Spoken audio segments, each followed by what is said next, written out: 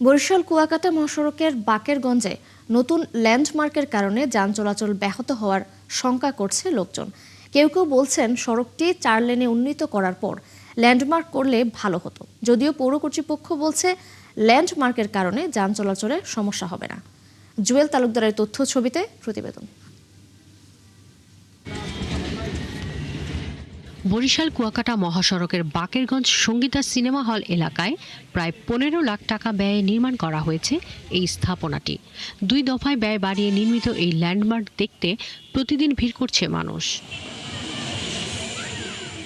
তবে সচেতন মহল মনে করছেন প্রস্তাবিত 4 লেন মহাসড়কের একেবারে পাশেই এমন স্থাপনা অপচয়ের শামিল।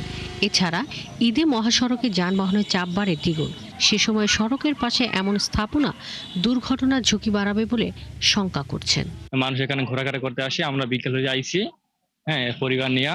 এটা হচ্ছে আমাদের শ্বশুরবাড়ি এলাকা, তো এখানে নতুন লেখা উঠছে বাকেরগঞ্জ, এই জন্য আমরা ঘুরতে আসলাম। প্রতীক ছিল, একটা মুক্তিযোদ্ধার প্রতীক ছিল, সেটা নষ্ট হয়ে গেছিল, ভেঙে চুরে গেছিল, ওটা রিপেয়ারিং হয় না।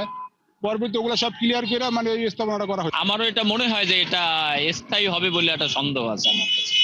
বর্তমান অবস্থায় খুবই ভালো লাগতেছে, তবে এটা যে একটা হাইওয়ে রোডের কাছে, তবে এটা একটা ঝুঁকিপূর্ণ জায়গায় দেওয়া হয়েছে। তবে এ নিয়ে বাকেরগঞ্জ উপজেলা নির্বাহী কর্মকর্তা ও পৌর প্রশাসক বলছেন, ভবিষ্যতে সড়কটি 4 লেনে উন্নীত করা হবে। বিষয়টি মাথায় রেখেই ল্যান্ডমার্ক স্থাপনাটি নির্মাণ করা হয়েছে। জানেন যে আমাদের একটা ল্যান্ডমার্ক করেছি আমরা বাকেরগঞ্জকে আমাদের দেশি বা বিদেশি মানুষের কাছে পরিচিত করানোর জন্য। তো আপনাদের একটা থাকতে পারে যে ওটা মনে হয় 4 লেনের মধ্যে যাবে, কিন্তু না, ওটা 4 লেনের মধ্যে যায়নি। মহাসড়ক সম্প্রসারণের সময় ট্রাফিক চলাচলে কোনো স্থাপনা বাধা সৃষ্টি করলে তা অপসারণ করা হবে।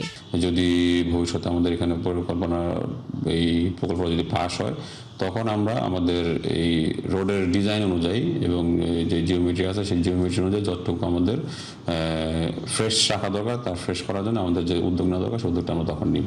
বরিশাল কুয়াকাটা মহাসড়কে প্রতিদিন গড়ে 2000 যানবাহন চলাচল করলেও পদ্মা সেতু চালুর পর সেই চাপ বেড়েছে কয়েক গুণ। শাকিলা শম্পা, 71। বরিশাল কুয়াকাটা মহাসড়কের বাকেরগঞ্জে নতুন ল্যান্ডমার্ক নির্মাণ ও এই কারণে যান চলাচল ব্যাহত হওয়ার শঙ্কা নিয়ে আরও তথ্য জানাতে যুক্ত হচ্ছেন সহকর্মী জুয়েল তালুকদার। জুয়েল, কবে নাগাদ সড়কের নির্মাণ কাজ শেষ হতে পারে বলে জানিয়েছেন সম্পৃক্তরা, এবং ল্যান্ডমার্কের কারণে যান চলাচল ব্যাহত হওয়ার বিষয়ে চালকদের ব্যাখ্যা কি, তারা কি বলছেন?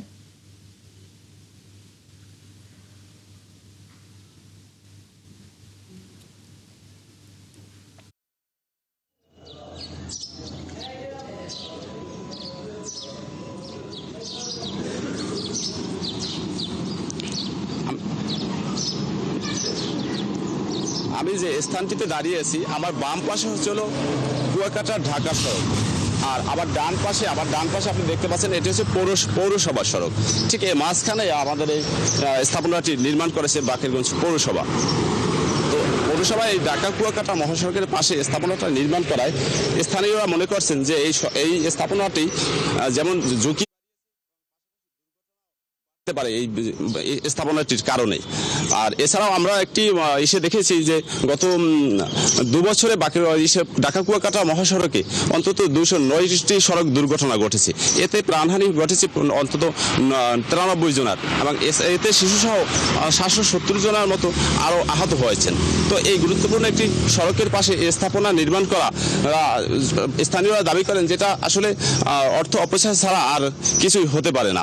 আমরা কথা বলেছি এশিয়ার ঢাকা বরিশাল রোডস অ্যান্ড হাইওয়ের এক্সচেঞ্জের সাথে। তিনি যেমনটা আমাদেরকে জানিয়েছেন যে বরিশাল কুয়াকাটা এই সড়কের পাশে যে ধরনের স্থাপনা করা হয়েছে, এটা যদি ট্রাফিক সিগন্যালে বাধাগ্রস্ত হয় অথবা রোডসের প্রশস্তকরণের এসে যদি বাধাগ্রস্ত হয়ে দাঁড়ায়, সেক্ষেত্রে এই স্থাপনাটি উচ্ছেদ করা হবে।